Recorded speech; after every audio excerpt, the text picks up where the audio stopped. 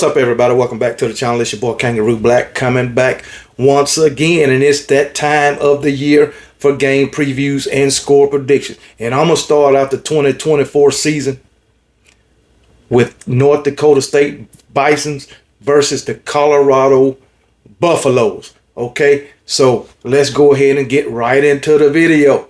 We're gonna start out talking about the Colorado Buffaloes under the tutelage of Deion Sanders. All right, in my opinion, Deion Sanders running a reality program over there.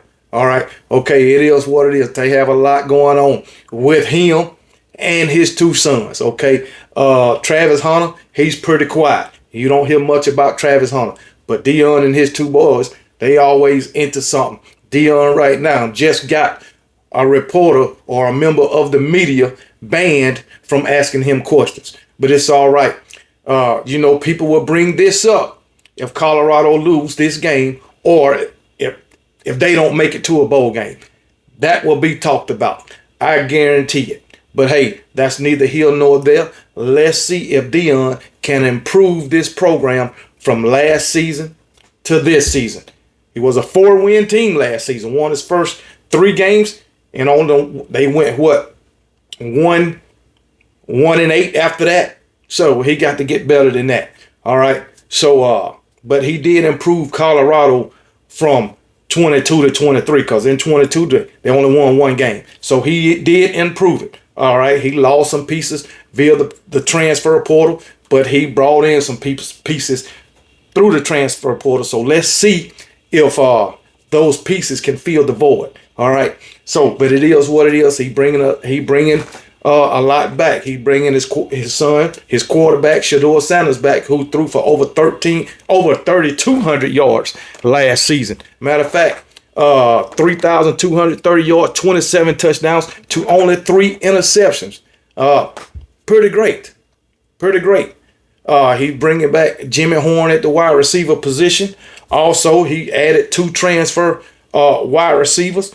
Wide receiver from I think FIU, LaJohntay Wester, who had over 1,100 yards receiving last season, man, 8 touchdowns. So he was a great wide receiver for FIU. Also, they got a transfer wide receiver from Vanderbilt, Will Shepherd, 684 yards last season, 8 touchdowns. Okay, so they brought in some pretty good wide receivers. But as far as their running backs, as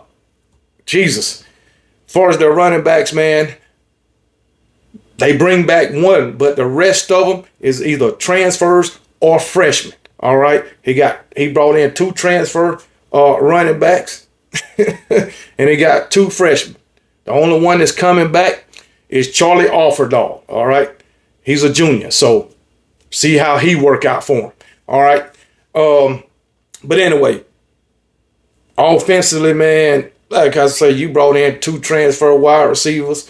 You got the offensive line.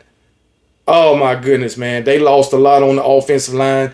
They brought in they got a transfer right guard, transfer right tackle, transfer left tackle, and at right guard and right tackle, every player is a transfer. And left guard, you bring it back, Taylor Brown, but left tackle, all transfers also. So that, I mean, how's this offensive line going to perform? Have they gelled during the offseason? Do they got that cohesion going into game 1? I seriously doubt it. That's just my opinion. Okay, but anyway. Shedeur Sanders, man, great quarterback. All right. I think Shedeur Sanders is going to be a Heisman Trophy candidate this season. But I tell you what, if that offensive line is anything like it was last season, he's going to have a hard time. I'm going to tell you that right now. It amazes me that he was able to do what he did last season, throwing for over 3,200 yards and 27 touchdowns. Behind that offensive line. All right. I mean, I believe he had 4 touchdowns on the ground, but then again, he got sacked so much, he ended up in the negative for his rushing. Shedeur Sanders was sacked 52 times last season. So that offensive line got to do a lot better. I know it's a bunch of transfers, but damn. But damn. If it stays the same or get any worse, I don't think Colorado would do any better than they did last season. I really don't. Also, I almost forgot Travis Hunter. You got Travis Hunter as a wide receiver too, and you know what Travis Hunter is all about. You don't even got to go too much into him. You know, last year he got injured against Colorado State, missed quite a few games, but you know he's healthy as a horse right now. So I'm looking for Travis Hunter to do big things, right? If he can stay healthy during the season, I'm looking for Travis Hunter to do big things in 2024. All right. You know, he play on both sides of the ball, wide receiver and cornerback, and he's great at both of them. And the guy just don't get tired. This guy can go 80 plays a game. He don't get tired. All right. And guess what? He's an All-American at both positions. And it wouldn't surprise me if Travis Hunter is a Heisman Trophy candidate also. Both him and Shedeur could possibly be a Heisman Trophy candidate in 2024. I wouldn't doubt it. It wouldn't surprise me. Now, on the defensive side of the ball, the secondary, I think they brought in a couple of people too, man. I believe they brought in a couple of people. They returned Shiloh Sanders in the secondary. They returned Cameron Silmer Craig, whatever his name, in the secondary. But I think they brought in a couple of pieces in that secondary also. But will the defensive line be any better than it was last season under the tutelage of Warren Sapp? You know, they brought in Warren Sapp. I believe he's their defensive line coach. So we'll see. You know, Warren Sapp used to be nasty as a football player. He was a great defensive lineman. All right. So maybe he can coach them guys up to be a force to be reckoned with in 2024. Right. But even last year, the defensive line had 28 sacks. Secondary had 10 interceptions. All right. They had 10 forced fumbles, but they didn't recover any of them.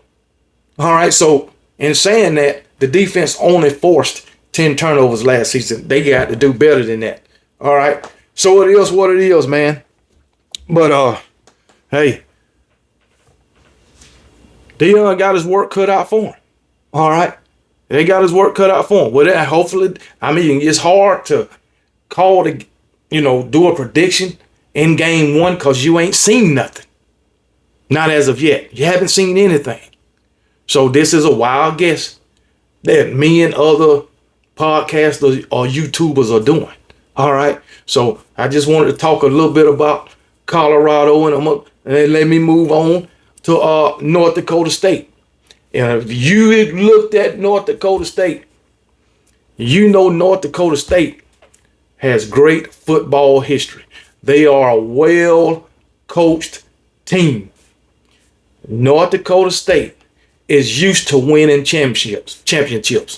Since 2010, North Dakota State has won 9 national championships under 3 coaches. So that tells you no matter who the head coach, they win national championships. All right.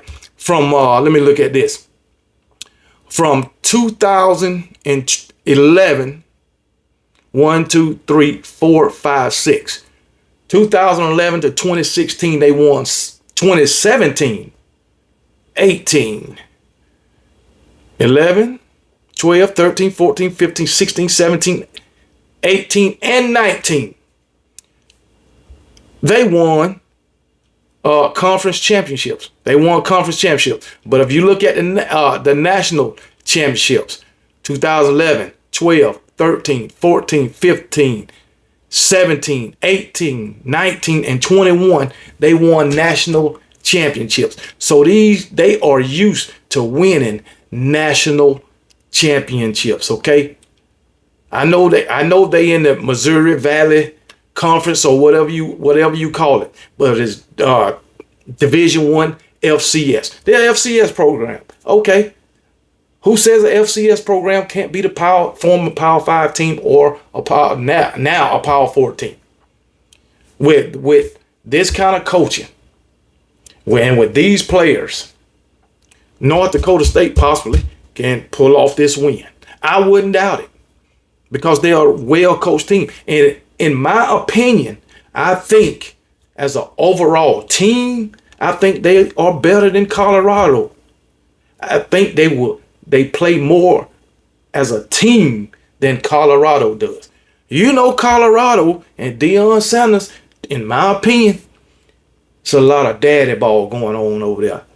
It's a lot of favorites. That's just my opinion. But these North Dakota State Bison, one for all, baby. That's how it is. That's how they done won so many national championships, man. As far as the offense, they got Cam Miller as quarterback. He threw for almost 2,700 yards last year, 19 touchdowns to 4 interceptions. But saying that, he ran for 645 yards and 13 touchdowns. So he accounted for 32 touchdowns. All right. So he's a dual threat quarterback. Also, they have another quarterback that they play somewhat as a wildcat quarterback, Cole Payton. He ran for 13 touchdowns also last season. So, hey, they got two quarterbacks who could get it done. One through the air and on the ground, dual threat quarterback that starter. Then they bring in Cole Payton to do, I guess, the wildcat. And I guess nobody can cover it. So being that he scored 13 touchdowns on the ground. He only had like 160 yards passing. But they don't need him for that. So, hey, it is what it is, man. This is crazy, man. And then their wide receivers, they lost their starting wide receiver. He transferred to, I believe he transferred to Iowa State or somewhere. Yeah, he transferred to Iowa State, Eli Green. He was a 1,000-yard receiver last year, but he transferred. But they bring back wide receiver Zach Mathis, 651 passing yards last season, 6 touchdowns. They bring back their tight end, Joe Stolfi, whatever his damn name. He had 300 yards receiving, 6 touchdowns. But hey, they get it done. They get it done. All right. So it is what it is. I believe in North Dakota State because I don't watch North Dakota State play before. Under their current head coach, Mac Entz. I watched them under their former head coach, Chris Kalman. Didn't know their names at the time when I was watching them. But I know they played some damn good football. I do know that. I know what these two eyes saw. So, it is what it is. And as far as their defense had 37 sacks last season. Racked up 37 sacks, 21 interceptions. They had 8 forced fumbles, and they recovered 6 of them. So, hey, that's what? 27 takeaways last season. 27, while Colorado only had 10. So, I mean, like I said, North Dakota State, they play better football as an overall team. They don't have all these transfers like Colorado. And you see when you saw this past weekend with Florida State and Georgia Tech, when you got a lot of transfers, it's their first time playing. Sometimes things just don't work out the way you plan it. And I hope Colorado and Deion Sanders is not coming into this game looking over North Dakota State. If they are, before this game, they need to go check North Dakota State's resume. I tell you that right now. But anyway, I'm going to go ahead and tell you, let me make my pick. See if I left out anything. They bring it, North Dakota State bring it back. 2 running backs also. One of them ran for over 500 yards last season and 4 touchdowns. And the other one ran for 380 and 6 touchdowns. Okay. But I'm going to tell you like this. North Dakota State is a run first team. Now they lost their starting running back to the NFL. He got drafted. But anyway, North Dakota State is a run first team. They ran for 45 touchdowns last season. Only passed for 22. All right. So, hey, it is what it is. Like I say, starting quarterback, Cam Miller, he threw for 19 touchdowns. Cole Payton, he threw for 3. But both of them ran for 13 touchdowns each. So, it is what it is. But like I say, they ran for 45 touchdowns and passed for 22. A pass first team. And I think that's what they're going to be this season. Also, since they bring so much back. Don't. If it ain't broke, don't fix it. But anyway, let me make my pick. And I'm going to go with North Dakota State to win this game. Because I feel like they are the better overall team. Now, I know that Colorado might have more talent, but it takes more talent. I mean, it takes more than talent to win a game. I feel like North Dakota State is the better coach team. That's why I'm picking them to win. And I got a score of North Dakota State 41, Colorado 38. That's my final score, and I'm sticking with it. And roll down tide.